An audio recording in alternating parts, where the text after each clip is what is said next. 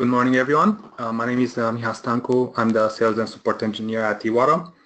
Welcome everyone to today's webinar, which is called Analyzing Stormwater System Trade-offs with Music Optimization. Presenting this webinar will be Michael Di Matteo, and he is a Civil Engineering Research Associate at the University of Adelaide. He may be helped by Graham Dandy and Holger Meyer, which are his colleagues. Before we get started, I'll just go over a few items so you guys know how to participate in this webinar. We allow for questions, so if you have any question, you can type it into the questions pane to the right of the screen, or to the right of the GoToWebinar panel. You can send them at any time during the presentation, and we will address all of them, time permitting, during the question and answers session at the end. This will also allow for removal of duplicate questions. I would like to hand the webinar over to Michael now. All right. So thank you, Miha, and thank you for the opportunity to share this research. So I'm going to be sharing an optimization approach that I developed during my PhD studies, and music was a central part of that to evaluate the options. So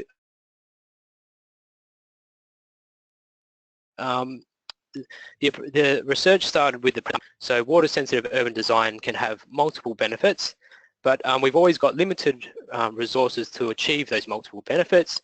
So we'd like to see what are the trade-offs between them. And in order to get an idea about the trade-offs that between multiple benefits, we need a range of solutions to the problem, and a range, and importantly, a large number of solutions and good solutions to select from.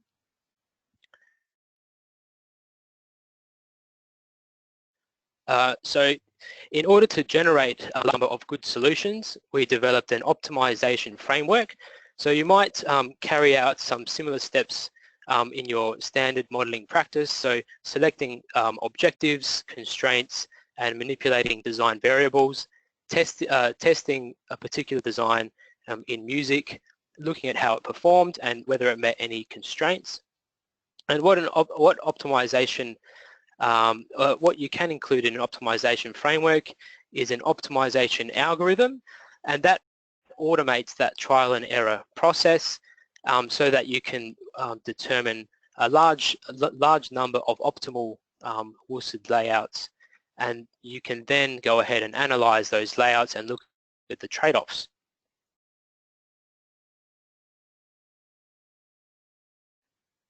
So if I firstly start with an optimization, just so I can compare it with multi-objective, you'll notice that the multi-objective approach allows you to see a wide variety of trade-offs, and there's a benefit to that.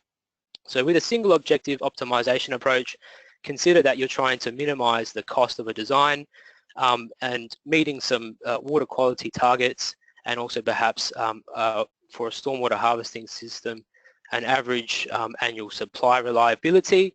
And you try to achieve those by manipulating where you cite particular best management practices, the type of best management practice, so perhaps wetland or biofiltration, and then the surface area that each of those devices takes up.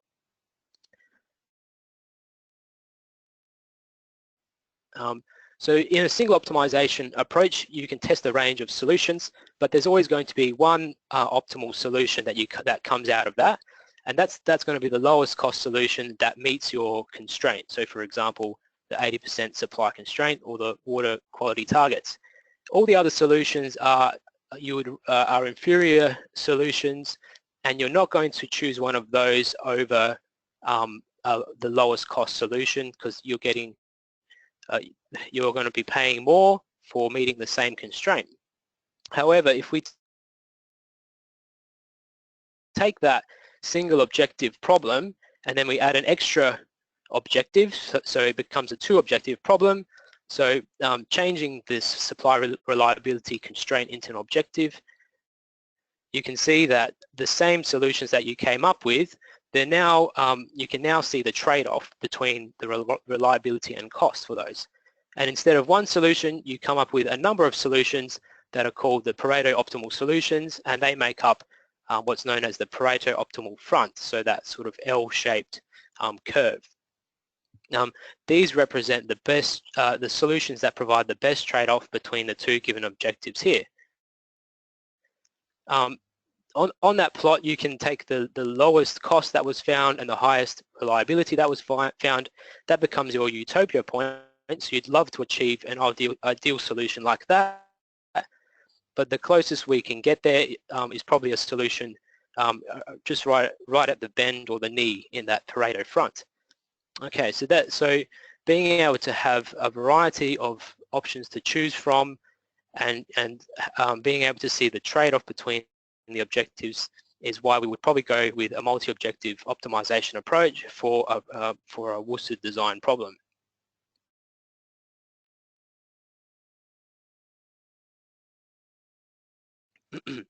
So I'm going to demonstrate the developed on a case study. So that was a greenfields development in South Australia, where there was a number of locations for potential stormwater harvesting sites. In total 9 locations, and in the problem formulation we adopted, there were 4 size options for each, and that worked out to be over 1 million possible layouts. So if you wanted to evaluate all of those 1 million layouts, it would take in the order of weeks of computer runtime. And so the benefit of using an optimization algorithm is it takes only in the order of hours to do what you would have had to needed 2 weeks to achieve, which is getting those Pareto optimal solutions.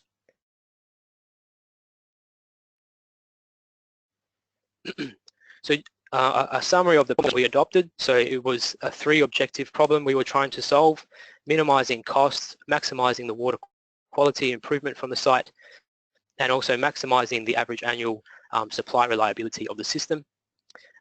Making sure that we achieve water quality constraints, and again manipulating the design variables, which were the location, type, and surface area.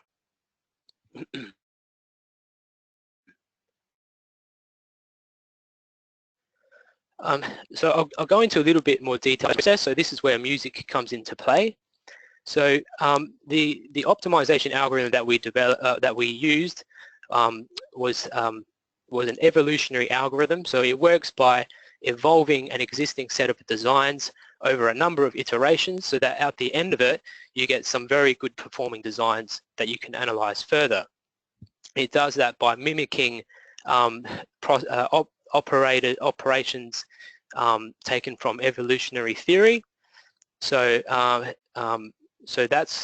can be an improvement over randomly trialing and error, undertaking random trial and error of solutions, because in each iteration you're evolving and choosing the solutions that have the best fitness. In order to link that existing algorithm to music, I developed some software that I named NSGA2 to music, and the GA is the genetic algorithm, and that follows the steps in that optimization process from the previous slide.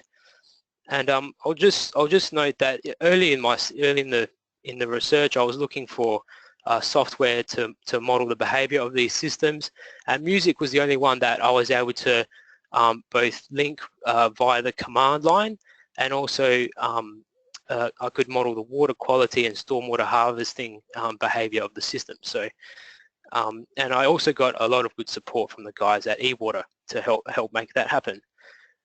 So running that optimization process with music, where at the end of that comes the Pareto optimal set of your worsted solutions or layouts.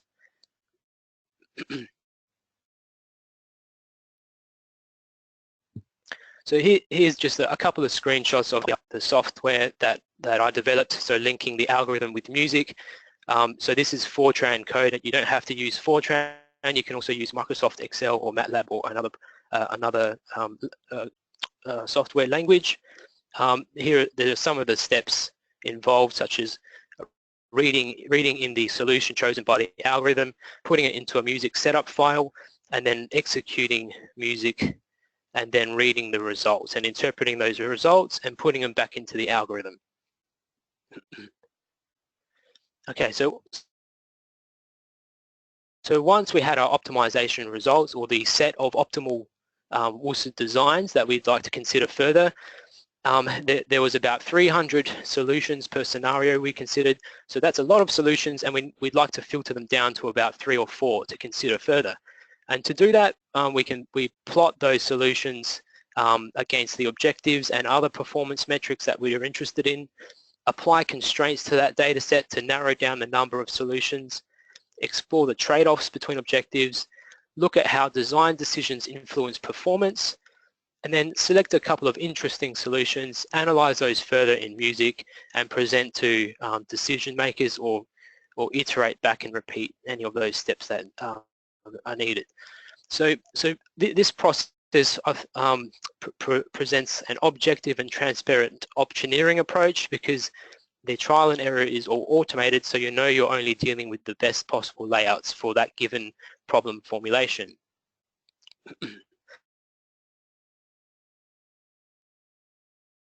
So what I'll do, I'll step through some of the analyses we can do steps. So the first one being plotting the performance of each option. Firstly, on the left, again, in some parallel coordinate plots.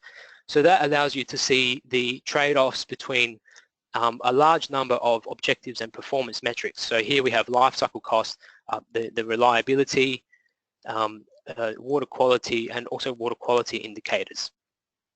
And that's a good way of seeing, are there any objectives that are conflicting? So in here you can see a steep gradient between cost and the reliability.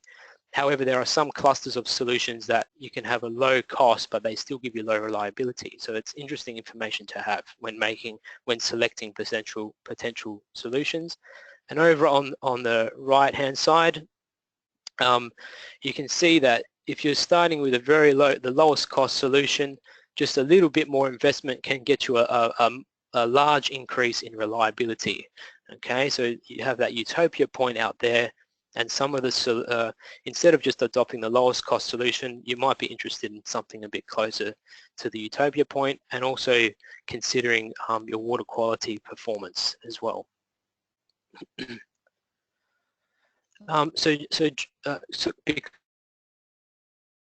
Because there's a large number of options there, it can be a little bit too overwhelming to make decisions about 300 options. So you can then apply constraints on the data set and reduce the number of options.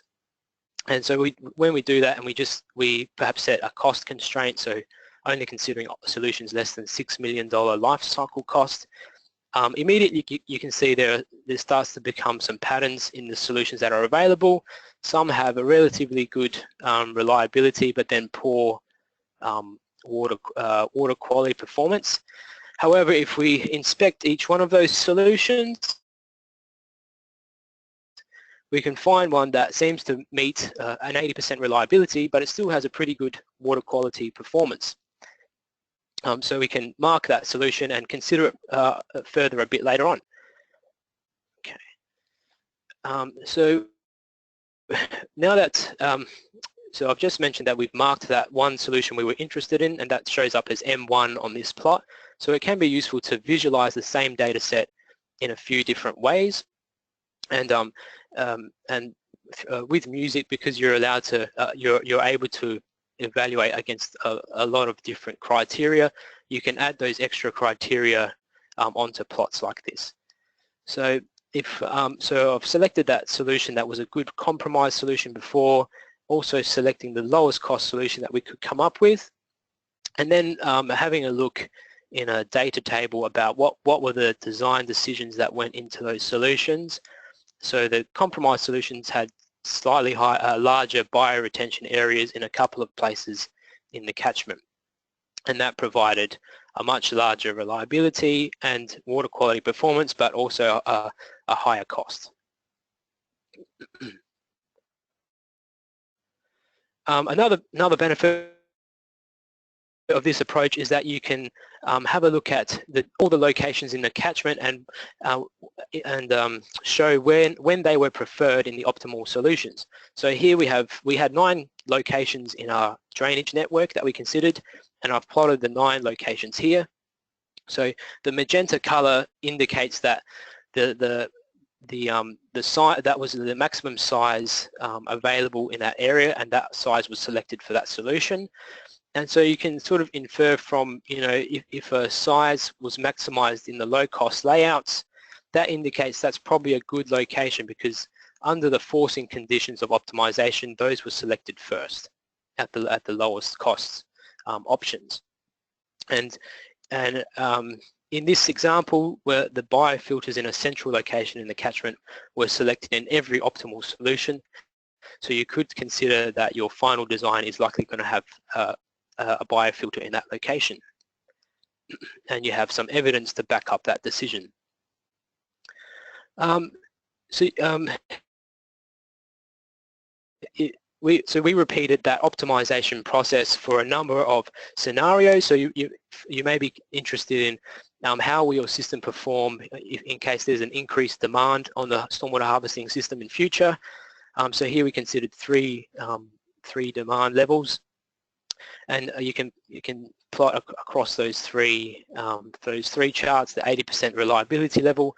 You can notice that in order to achieve 80% reliability, it gets a lot more difficult to achieve that at a low cost, so the costs are increasing to achieve that level. And under the largest demand scenario, no system could achieve 80% reliability. So that can be, you can use that approach by repeating the optimization process to check the robustness of your solutions. So just as a summary of that approach, so we can analyze multiple Worsted benefits with music and an optimization approach. It's good for complex drainage networks where there are a lot of decisions that can go into the design of the system.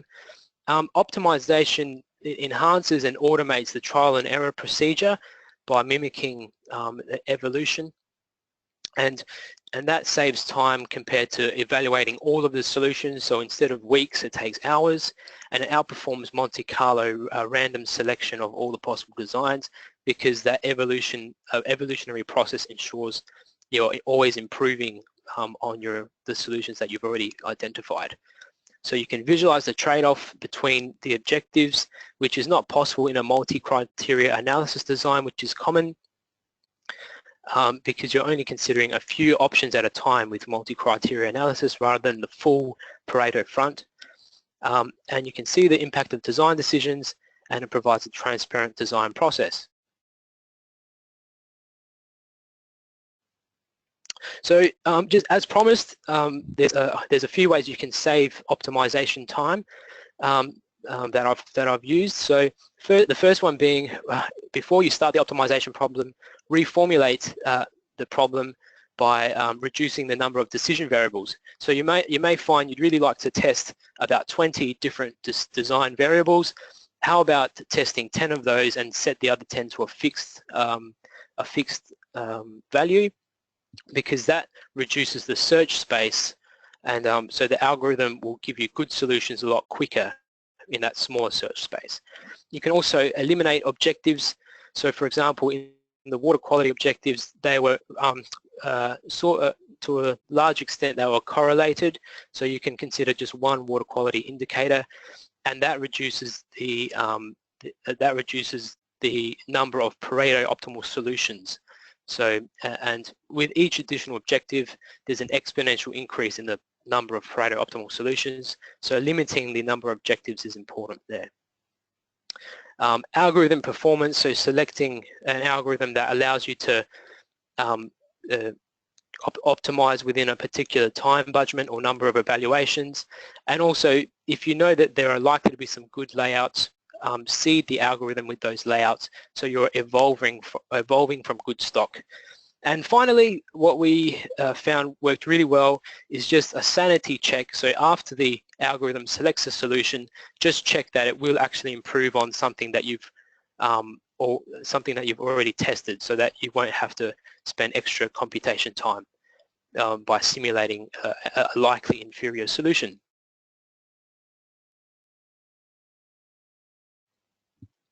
So I've provided, was published, and you can access the manuscript showing you some of those charts and the framework. or access the technical paper. And also there's about half a gig of models and results in code if you're keen to have a closer look. There's a link for that. Oop, probably we don't want to go to the link right now. Here we go.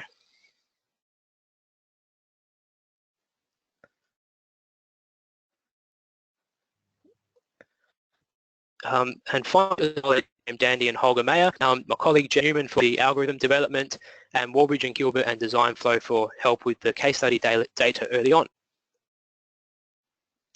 Okay, so I'm happy to answer any questions. So yes, if anyone has any questions, please don't hesitate to write them down now. I have a question from Michael. This optimization software, can it be downloaded from the University of Adelaide's website or somewhere else? And does it have a user manual? So the question is geared towards the application for maybe consultants that want to save themselves sometimes and have the algorithm figure out for them a close to ideal solution for their designs. Yep. So yep. So there are some available from the University of Adelaide website. I don't have the link to them right now. In terms of user manual, I don't believe there is a user manual for them at the moment. So you might need some existing knowledge of how to write the software. Jeff Newman did make that the NSGA algorithm simpler by having a text file interface, so you didn't have to go and code all the constraints in your software language. You can simply write them into a text file, and then the algorithm communicates with that also. So that's available from that link there. But it might be an idea. I can chase up some links and include them if you like. Yes, we have another question to which I think I can give the answer. The question is, can we get a copy of the presentation for the links? And yes, that copy of the presentation will be on our website as well as the video, the video of this webinar. So everyone will get that information a little bit later after the webinar, and you can share it with friends and or anyone else.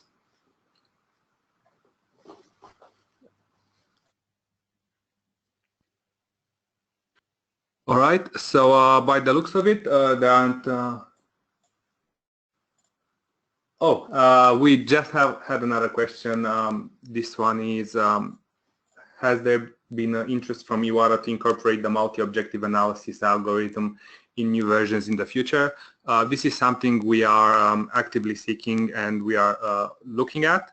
It is unlikely we'll be able to incorporate it in version 6.3, which will come out in a few months, maybe a couple of months, but definitely in the version upcoming after that, which will probably be next year, so 2018.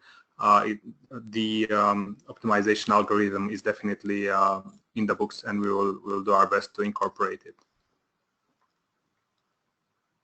Another question, this one is for you, Michael. It says, how strongly does the optimization preference each treatment properties, and what costing data did you use? Is it South Australia based? I would add to this question, can one change the costing data and maybe have a file or a different file for each place where they want to do a design? For example, in Southeast Queensland, the costing data might be different than in Darwin. Yes, so we use the Melbourne water costing data just because that was the most up-to-date and recent data that was available.